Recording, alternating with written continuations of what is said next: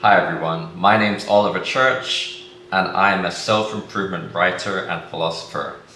This video is titled Stop Sabotaging Yourself, 7 Decision-Making Mistakes You Need to Avoid. So let's jump right into it.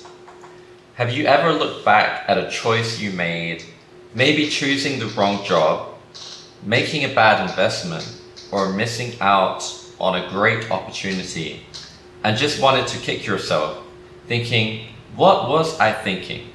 We all have done it.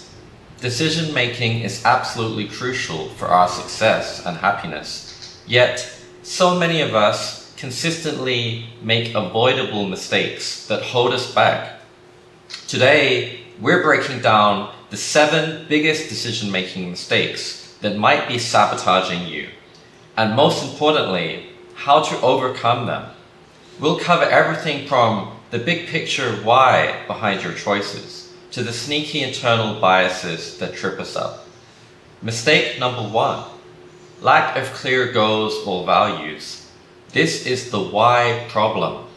It's about making significant decisions without first understanding your core values, your long-term vision, or what success truly means to you. If you don't have a destination in mind, then any path can seem random, right? This is bad because it leads to choices that feel unfulfilling, causes regret later on, or pulls you in conflicting directions. For example, maybe you took a high-paying job you ended up hating because you hadn't clearly defined beforehand that things like autonomy or passion were actually more important to you than the salary that you were earning. The solution here involves self-reflection. Take the time to define your personal values and set smart goals before you reach those major decision points. Now onto mistake number 2. Know your why. Mistake 2. Letting external influences dictate your choices. This is the who problem. It happens when your decisions are too strongly influenced by friends, family, co-workers, and societal expectations, or even online influences. The fear of judgment or the strong desire for approval can override your own personal convictions. The downside, you end up living someone else's life or making choices that are completely misaligned with your own goals. The ones we just talked about establishing in point 1. Think about choosing a university major just to please your parents, or buying trendy products you don't actually need because you saw them all over social media. To counter this, focus on developing self-awareness. Learn to filter the advice you receive and build confidence in your own judgment. Mistake number 3, blindly following the status quo. This is the how problem, rooted in conformity. It's doing things simply because they are traditional, seem safe, or because that's how it's always been done, without questioning the underlying assumptions or exploring potentially better unconventional paths. Why is this detrimental? It stifles innovation, it limits your potential, and can prevent you from finding unique advantages or true fulfillment. You end up just blending in instead of standing out.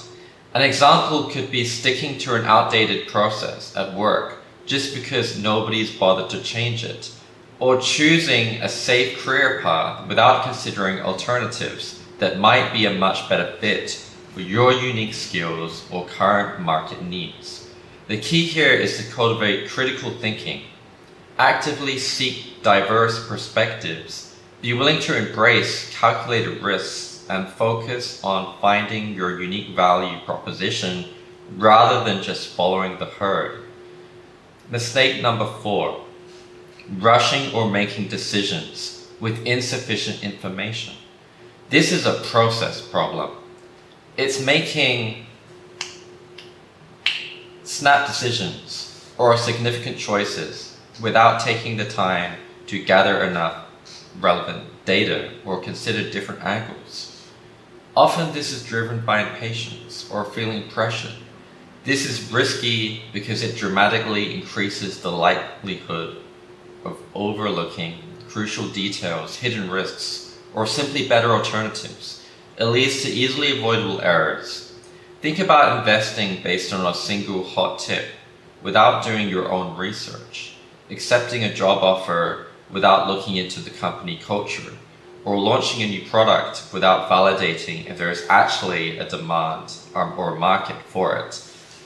The fix involves valuing the process. Do your research, perform due diligence, ask probing questions, give yourself time to sleep on big decisions, and consciously identify the key information you need before committing. Mistake number 5, letting emotions hijack logic. This is the feeling problem. Driven by internal biases, it's allowing powerful emotions like fear. Think fear of missing out or FOMO, or fear of failure, greed, insecurity, anger, or even excessive excitement to cloud your judgment. This leads to impulsive, often irrational choices that might serve a short-term emotional need, but ultimately harm your long-term goals. Examples are everywhere. Panic selling investments during a market dip because of fear, making rash decisions out of anger like revenge trading, overpaying for something due to FOMO, or avoiding a necessary but difficult conversation out of fear. To combat this, work on recognizing your emotional triggers. Practice mindfulness to create space between feeling and reacting. Use cooling off periods for important decisions, and employ simple decision-making frameworks like a pros and cons list to deliberately introduce objectivity. Mistake number 6, underestimating effort and obstacles.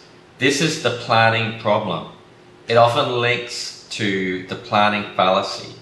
It's being overly optimistic about how easy, quick, or cheap something will be. Essentially, failing to realistically anticipate challenges and roadblocks. The consequences: it leads to frustration, burnout, running out of resources or energy, potentially giving up when reality inevitably hits harder than expected. Sets you up with unrealistic expectations from the start. Think about starting a side hustle expecting quick profits without accounting for the steep learning curve and time investment, or committing your team to a project deadline without building in any buffer for unexpected delays or problems. The solution lies in better planning. Break large tasks down into smaller steps. Seek input from people who've done similar things before. Always add buffer time and resources, and consider doing a pre-mortem, imagining potential failure points in advance so you can plan for them. Mistake number 7. This is the last one, guys. Focusing only on short-term outcomes. So this is the horizon problem, often seen in execution. It's prioritizing immediate gratification or quick wins while ignoring or significantly downplaying the long-term consequences or potential benefits. This is dangerous because it can lead to unsustainable choices, mounting debt, poor health, missing out on the power of compounding benefits in finance, learning, relationships, and significant long-term regret. Essentially, you sacrifice your future well-being for present comfort or pleasure. Examples include consistently spending instead of saving, or investing for the future, choosing unhealthy foods for that immediate hit of pleasure, or avoiding difficult learning now that would significantly benefit your future career prospects. To fix this, practice visualizing your future self. Actively consider the second and third order consequences of your decisions.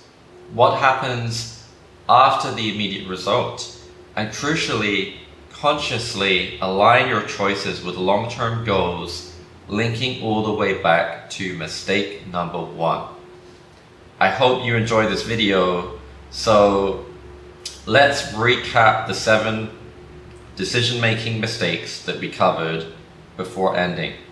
So there's a lack of clear goals, letting external influences dictate choices, blindly following the status quo, rushing without enough information, letting emotions hijack logic, underestimating effort, and focusing only on short-term outcomes.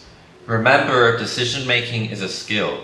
It's something that can be absolutely improved with awareness and consistent practice. Nobody gets it right every single time, but simply recognizing these common pitfalls is the crucial first step towards making better choices more often. Which of these mistakes resonates most with you? Let me know in the comments below. I'd love to hear your thoughts. I'll respond to every single comment, and if you found this helpful, please give the video a thumbs up and consider subscribing for more content on personal growth and making better decisions. Thanks so much for watching, and I really hope to see you in the next video.